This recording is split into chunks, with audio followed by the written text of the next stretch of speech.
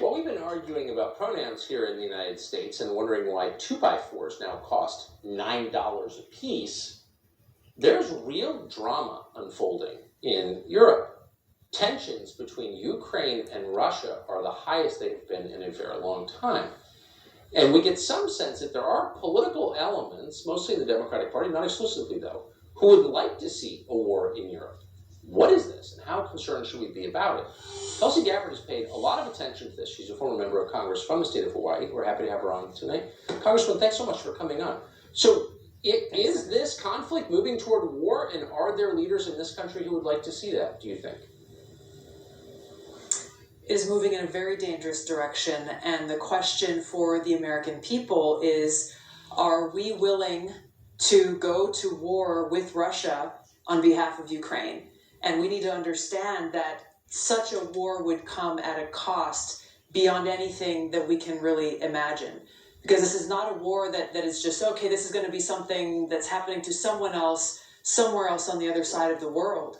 No, this is something that will directly impact me and you, Tucker, every single one of your viewers, and all of our loved ones. And this is a war that is not a game. It's a war in which there are no winners, because you've got, thousands of nuclear weapons that the United States has aimed towards Russia. Russia has thousands of nuclear weapons aimed towards us that could hit any town or city in America in less than 30 minutes and exact a cost upon every one of us that would result in excruciating death and suffering beyond comprehension. Hundreds of millions of people dying and suffering, seeing their flesh being burned from their bones. This is something that you can't really even imagine, and it's a cost that we will all pay. Why in the world would we ever contemplate going to war with Russia, honestly?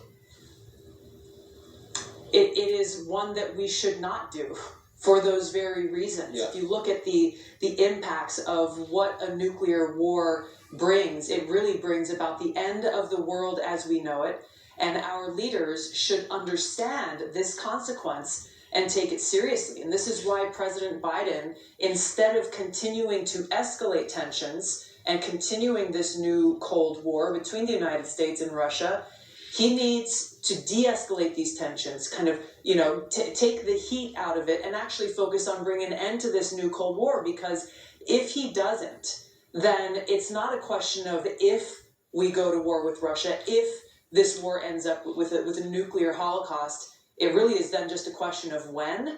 And if we continue down this path that we are on, it's something that could happen a lot sooner than any of us think. I'm just amazed by the magnitude of the stories that all of us are missing, including those of us who are paid to follow this stuff, and especially this story. And so I appreciate how you so crisply and wisely assessed that. It's terrifying. Thank you, Tulsi Gabbard of Hawaii, joining us tonight. We appreciate it. Thank you.